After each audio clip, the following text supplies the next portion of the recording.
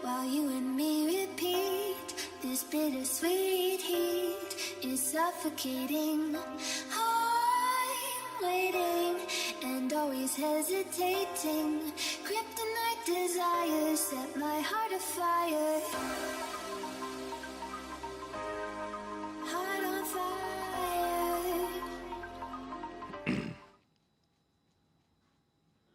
All right. We're doing a show today, a little late. I thought A-Rock was off today. That's what Rob told me, but he's here. So we're going to do a show here in a minute. I was sitting there enjoying my 1 o'clock meeting with a big fund and finished up with them. So now I'm down here. Oh, let me close the doors real quick. Oh, okay.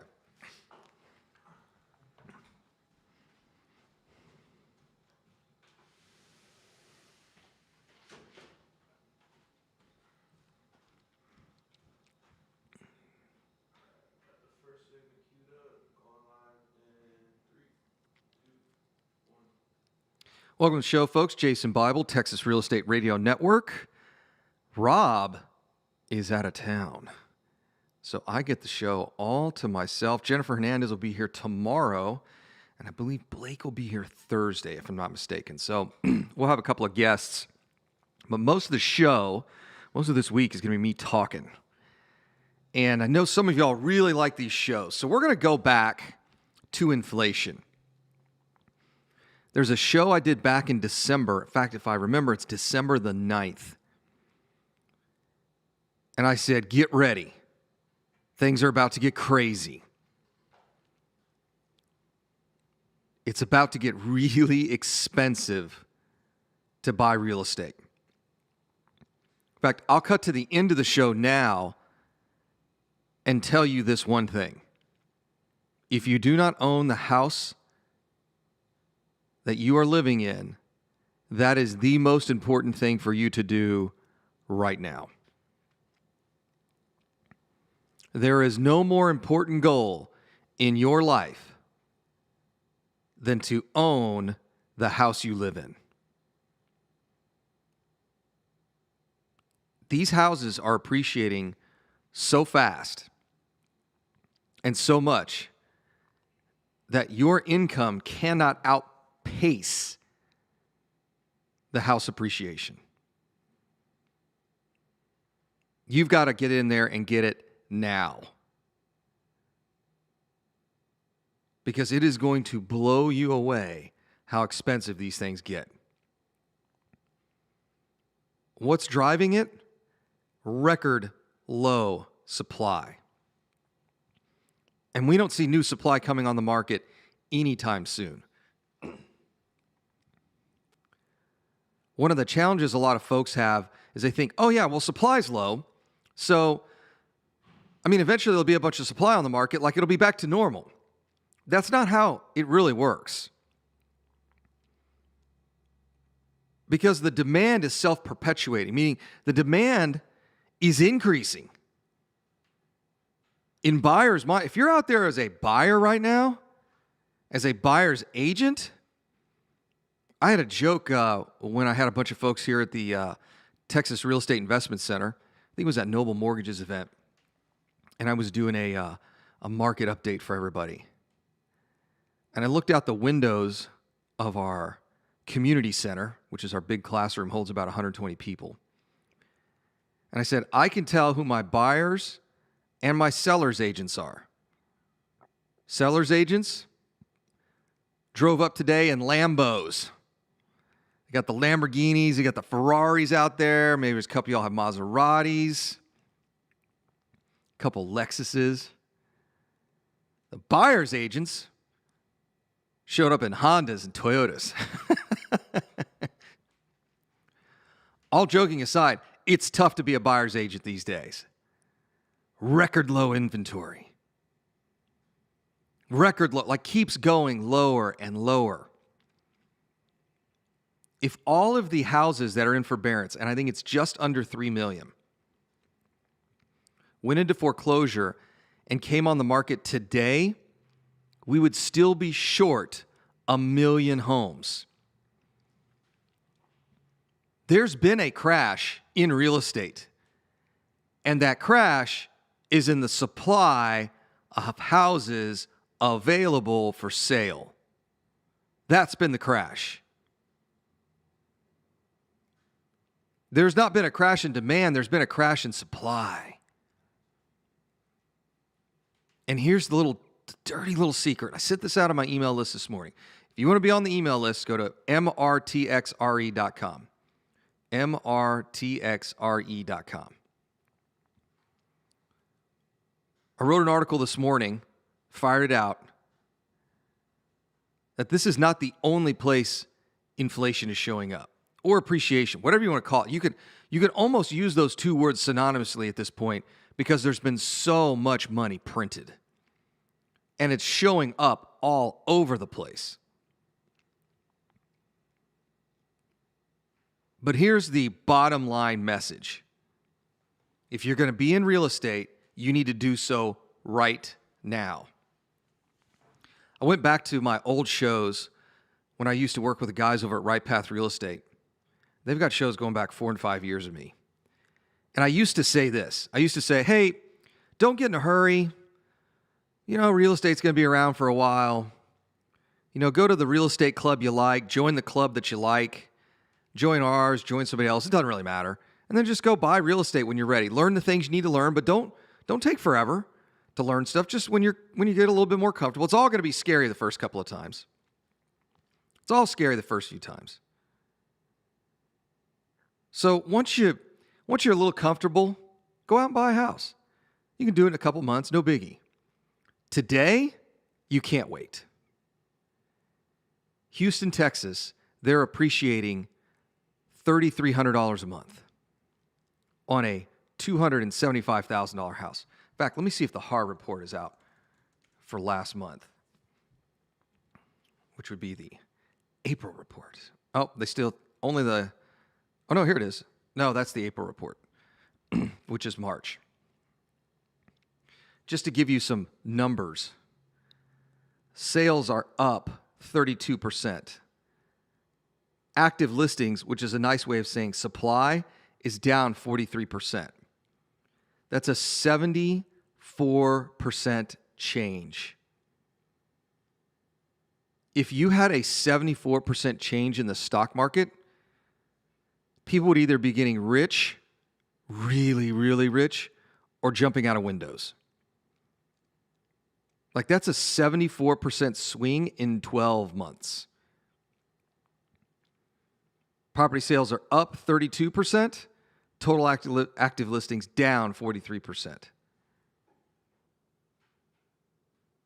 Median home price in Houston, Texas is $290,000. I'm studying for my real estate license right now. I know it's crazy. Almost 2,000 transactions. I'm finally becoming a real estate agent. But I have to for our EXP team. That's really why I'm doing it. So I'm sitting there Thursday afternoon. It's probably 4:30, 5 o'clock. Got my feet up on the couch. Got the online study thing going. I'm taking a test. And I look out my window, and this is a house I'm staying at, one of my Airbnbs on the west side of town. And I'm looking out the window. And I notice the house next door has a for sale sign in the yard. Wasn't there this morning, or at least that morning, but it's there now. Between about 4 and 8 o'clock at night, they must have had 6 showings. And then it seemed like they were having showings most of the day Friday. And then Saturday, they had an open house, and it was packed. That house, just after Hurricane Harvey, which was about 3 years ago, was only worth $140,000. It's now listed at $230,000. 140 to 230. That's 90 grand in 3 years. I am all in on this Airbnb I bought for $110K. Now, what's fascinating is, let's do the math.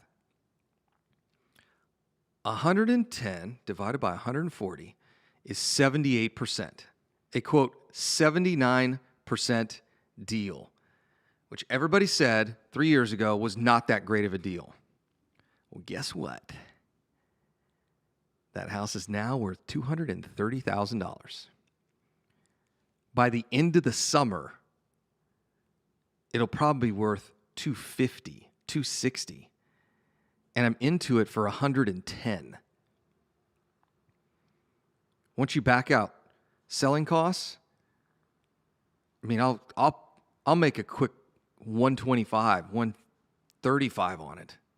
That's just one house. And that's not going to stop anytime soon. We get back from the break. We'll talk more about inflation appreciation. It's Jason Bible, Texas Real Estate Radio Network.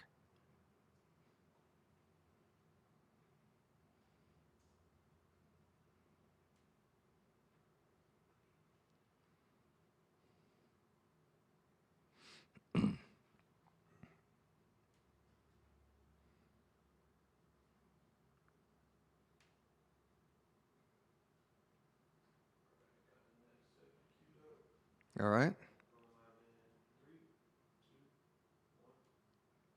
Welcome back. Jason Bible, Texas Real Estate Radio Network. Great article this morning. It's not just real estate, it's cars. Automakers are ditching high-tech features amidst unprecedented semi-shortage. If you guys are not following what's going on in the semiconductor industry, they are having really brutal time getting chipsets delivered. And what are these chips in? Oh, everything. Cars, phones, your TV, your camera. Like, what doesn't? It's easier for you to walk around your house and your office and find things that don't have a chip in them than things that do. Like, what doesn't have a chip in it these days? Everything's got a chip in it. Your LED lights have chips in them. I mean, there's just nothing that's analog anymore. Everything's got a chip in it. Ford, about 2 weeks ago, came out and said, we can't get enough chips, computers, for our vehicles, so and there's no way we're going to sell as many as we did last year. There's just a huge shortage. So what's been the response to that? Companies are coming out and saying, hey, look, Nissan basically said, hey, we're leaving out navigation systems in our vehicles because we can't get the chips to run the navigation, the nav computers. Dodge said that their Ram 1500s with a feature called intelligent rearview mirrors will no longer be offered. They just can't get the computers to run it. This is what inflation looks like. They're going to sell them for the same price. You're just not going to be able to get the same features. And this is not just in the United States, all over the world. Peugeot and GM has said they've removed some features, some fuel economy modules that are not required by the governments in which they're bringing those vehicles into production. However, they've said we're just getting rid of stuff. They're literally going in and taking out features for cars and trucks because they can't get the chips to run them. And the prices are going to stay the same. I can guarantee you that. So if the demand is the same and the supply is limited, what happens to price? It goes up.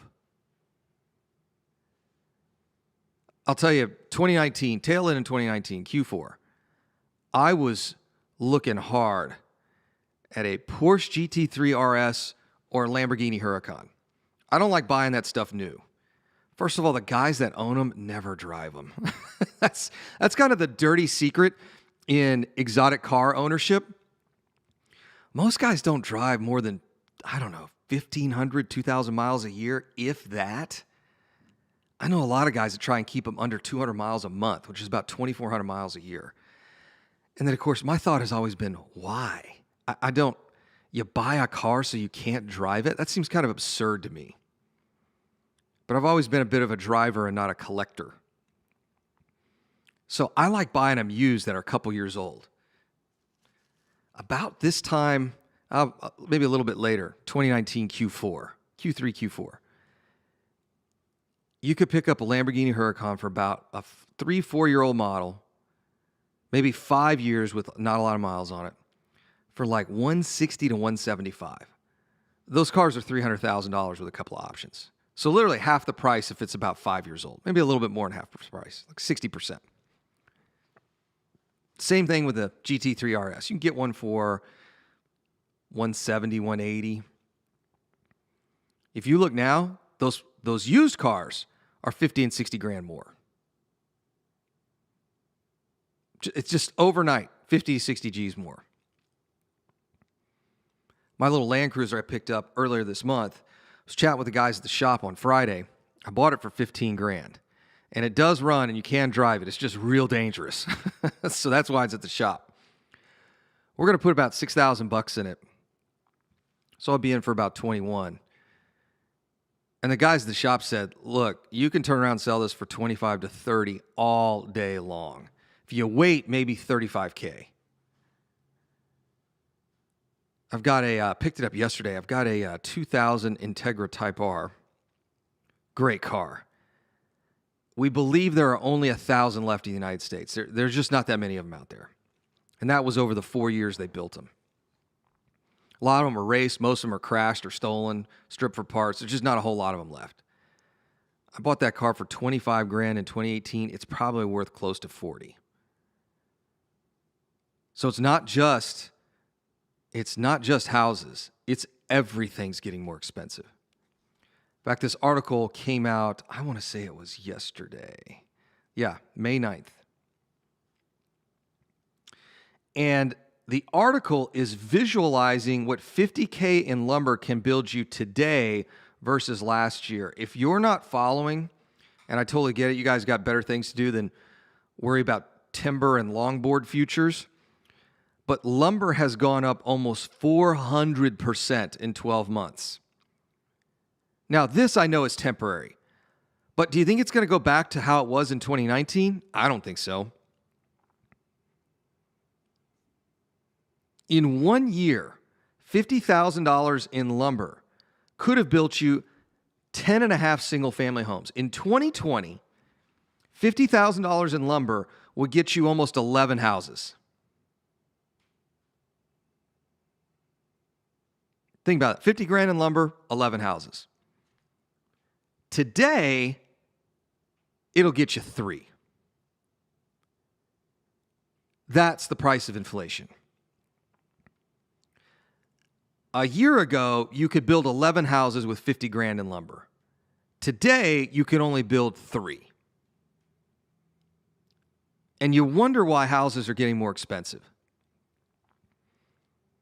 A lot of builders over the last 10 years have just said, hey, it's not a good business decision to build affordable homes. Homes at or below the median home price. It makes much more sense for us to build higher priced homes. And this is one of the reasons. The cost of wood has gone through the roof. Now, all my finance buddies are telling me that wood should start to come down somewhere around Q3, Q4. But I'll tell you, when I looked at wood futures on Friday, they were, again, at a record all-time high. So this is not getting any better. In fact, the joke is, abandoned homes typically get stripped for their electrical components, meaning the copper and any kind of copper plumbing. They'll come in there and just steal the copper. They'll steal the copper out of the AC. Well, now the joke is they're moving the copper out so they can steal the 2x4s in the framing. Now, that's not actually happening, I'll tell you that. But I do know folks that are having to hide materials on their job site. I'm renovating a house in Spring Branch, and my neighbor, kind of catty corner 3 doors down, he's doing a huge addition on the back of his house. It looks like he's going to double the size of the house. And when they first started working on it, they had all their wood and materials out in the front yard. Normally, that'd be no big deal. Like, nobody's going to go and steal some plywood. I mean, come on. But now they got it all moved to the backyard. This is going to have a trickle-down effect in a lot of industries, especially in real estate. This limit in the number of homes that are available for sale is going to have major repercussions. However, it's going to be great for real estate investors. We get back from the break. I want to talk about what rents are doing. It's Jason Bible, Texas Real Estate Radio Network.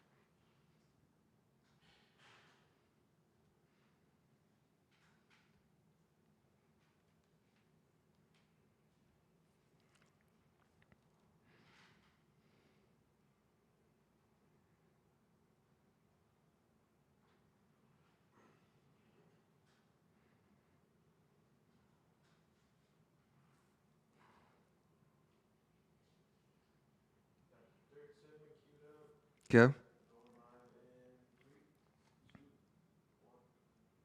Welcome back, Jason Bible, Texas Real Estate Radio Network. We're talking about inflation. What are the big worries, big scares out there? I'm pulling up an article right now. It came out Thursday, Friday last week. And they're basically saying rents are going to be up almost 20% year over year. So let me explain what's going on here. A couple of these things are just temporary, but some of this is not. Houses are appreciating so fast that people towards the bottom, house buyers, are just not going to be able to afford a house. Every month that goes by, thousands of potential homeowners are dropped out of the home buyer market because the real estate's too expensive. Somebody was telling me a story, and I can't remember. I think it was Friday at our fish fry. Somebody had said they listed a house for $135. It appraised at $140. The high offer which they took was $185. And it didn't appraise, but the buyer paid the difference. That's a very Austin thing. That's a very Southern California thing. That's a very Florida. Not so much in New York because that market's kind of slowed down a lot. They do it in Seattle. The comparables, the sales comparables used to obtain a mortgage are not coming in fast enough to the realities of the marketplace. This is very typical. When there's a lot of movement in the market, you hear it sometimes called froth. When there's a whole bunch of buying and selling activity and it's a seller's market, the appraisals have a hard time keeping up with what the real market demand, market value is. So you've got all these potential homeowners that are being bumped out of the marketplace because real estate is becoming too expensive. But here's the deal. They got to live somewhere. Where are they going to live? Well, they're going to rent. Well, here's the problem with rents right now. There's a couple of problems. One, as a landlord, when the house becomes so valuable, you've got to then sell it. When the house becomes really valuable, you've got to sell it. Taxes, insurance, the HOA, there comes to a point where it just doesn't really cash flow anymore. I can tell you that's what happened to the house next door, one of my Airbnbs. There were some tenants in there before. They moved out. The owner put it on the market. So what's that mean? There's one less house in that neighborhood available to rent. So what happens? One less house that's available for rent. Eventually, that happens 2 or 3 or 4 more times. And there's much more rental demand. There's more renters than there are rentals available. There are more renters than there are houses. And prices start going up. In fact, in that same 3 years, I used to rent that property before I did Airbnb for about $1,300 to $1,350 a month. That rent is now $1,750 a month. It's gone up $400 a month in 3 years. Now, the temporary thing that's putting pressure on lease prices is the moratorium. The rental moratorium, meaning You can't get people out of a house they're not paying. Also means that there's one less house available to be rented in the market. Now, how many are there out there like that? We don't know. I think it's much less than people expect. Our non-collection of rents is relatively low. And I could ping, I'm in a landlord group. I could ping the guys in the landlord group to see what their non-collection of rents are, but it's pretty low. I think even in the height of the pandemic, it may have been 5%. But the lack of inventory for rental houses absolutely puts pressure on rents.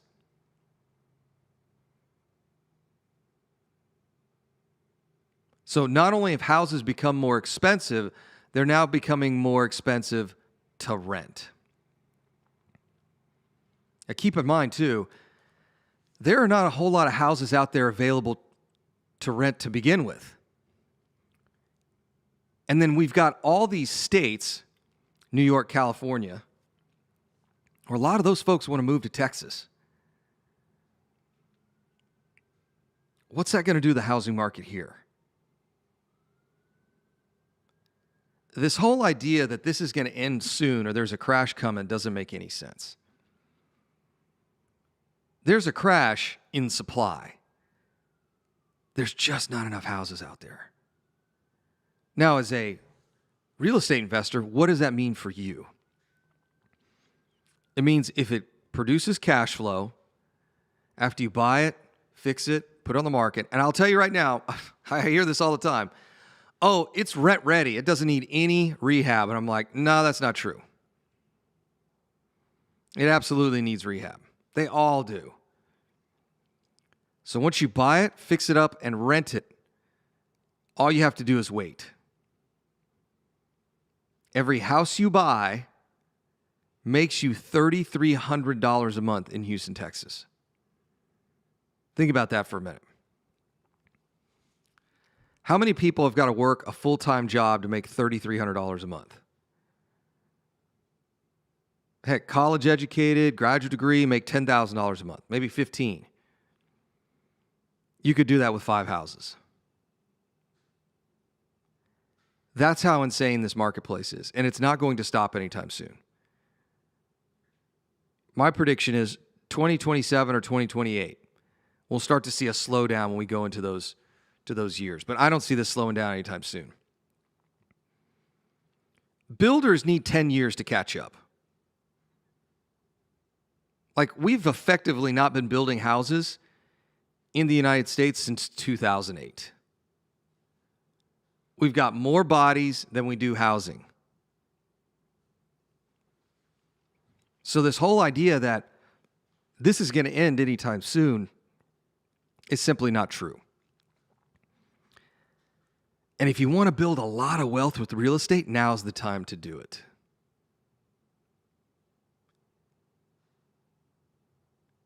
So waiting around, every single house you pass on costs you $3,000 a month. $3,000 a month.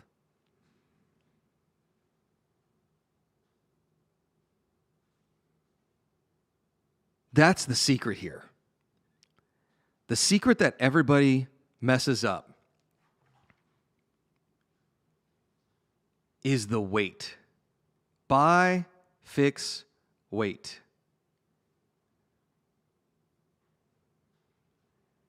Buy, fix, wait. Just the wait. The wait is where the money is made.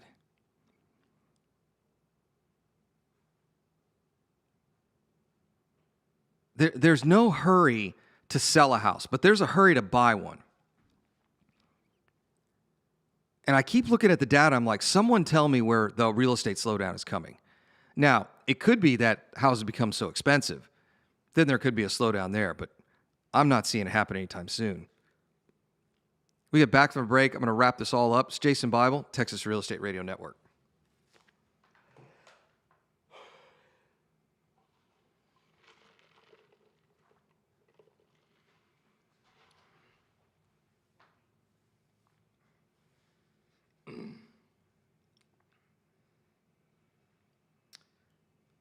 let's see here.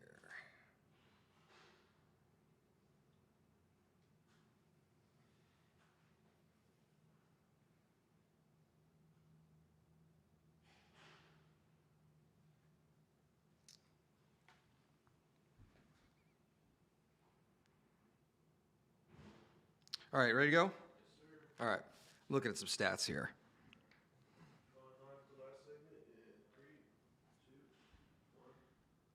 Welcome back, Jason Bible, Texas Real Estate Radio Network. I'm just going to share some facts with you. Redfin reported an 18% jump in median home sales price.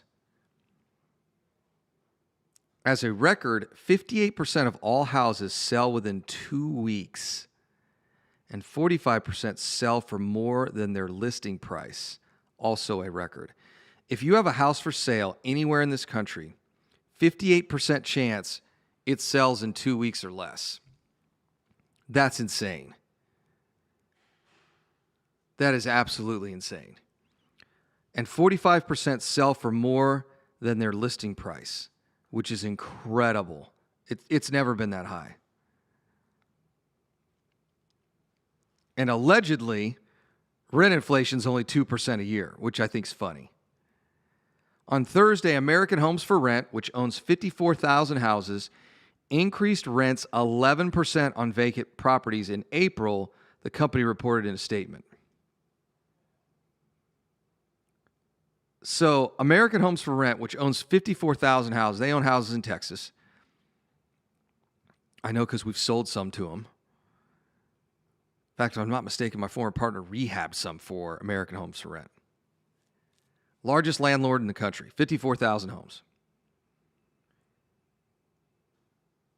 They increased rents in a month by 11%.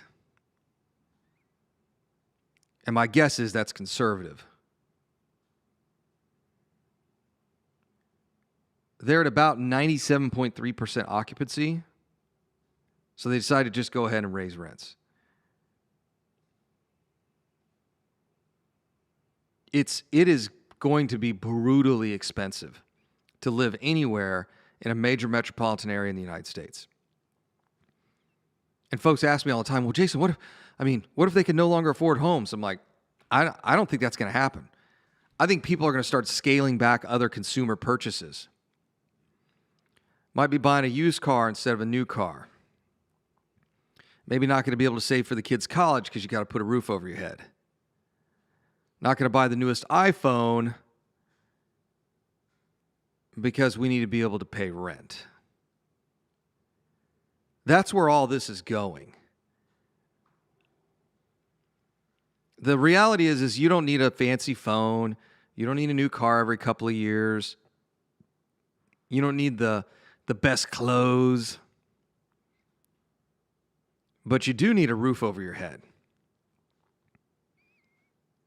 And the largest landlords in the country can see where the market's headed. I mean, as smart as we are, these guys have teams of finance nerds that are spending all day poring over the data. You know, the joke is McDonald's spends $500,000 to $1 million just picking a place to put one of their restaurants. You know what Burger King does? They set up across the street.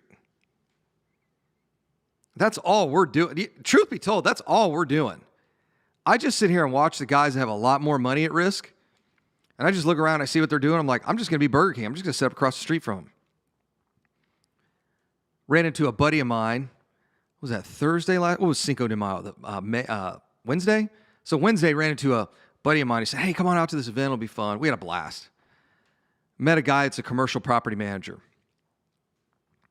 They're about to take over let's call it 100-plus unit apartment complex next to a smaller one that we're about to contract.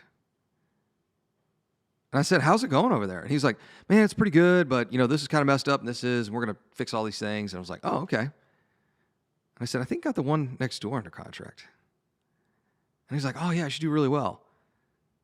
He just told me what their business plan is for the one next door. I'm just going to do the same thing. This goes back to something Jim Rohn used to say, success leaves clues. There's a lot of clues out there. I'm watching what American Homes for Rent is doing, Invitation Homes, Colony. Blackstone's got their hands all over this single family stuff. I'm just watching what those guys are doing, and then I'm just going to go do a whole lot of that. I mean, these guys are hiring some of the sharpest folks in mathematics to run all their models.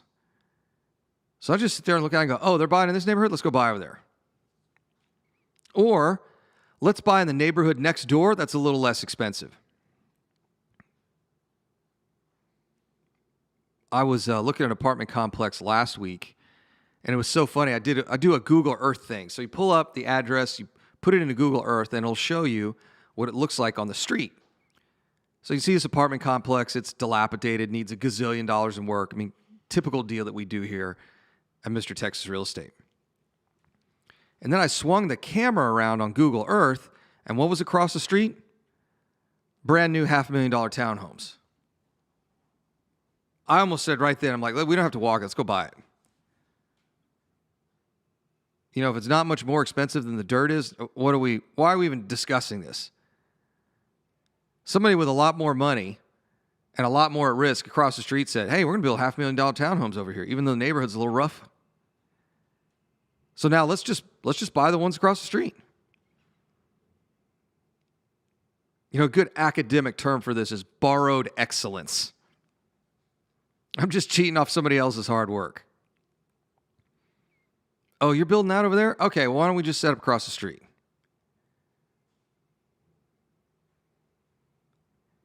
It's amazing what you can learn when you're humble enough to listen. People's businesses right now that are having real challenges are those folks that are trying to do things the way they did last year. Last year was Corona. This year is inflation. Heck, you could probably, if you were to turn this into a health show, I'm willing to bet inflation will probably kill more Americans than Corona does. This is not the first time I've said that, by the way. That doesn't mean it's any less controversial. Inflation is incredibly deadly for savers.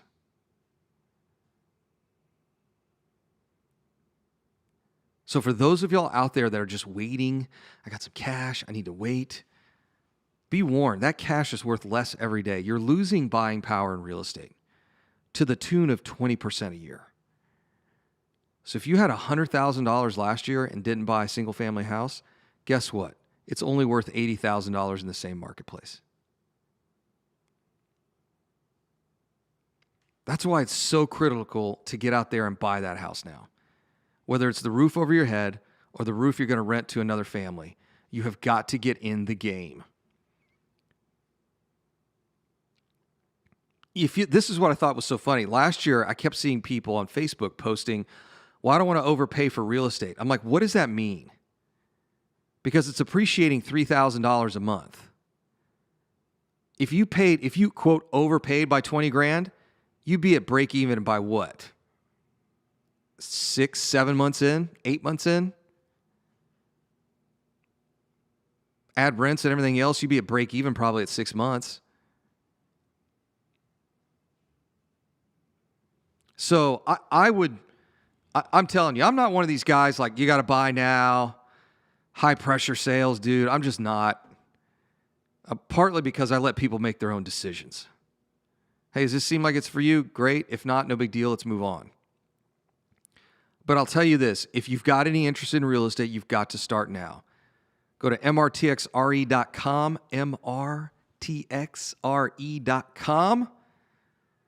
We got one last segment here, and then I will see you guys tomorrow. Thanks for listening. We run the short one at the end, right? Yeah. Okay, cool. All right. Look at there. Knocking it out.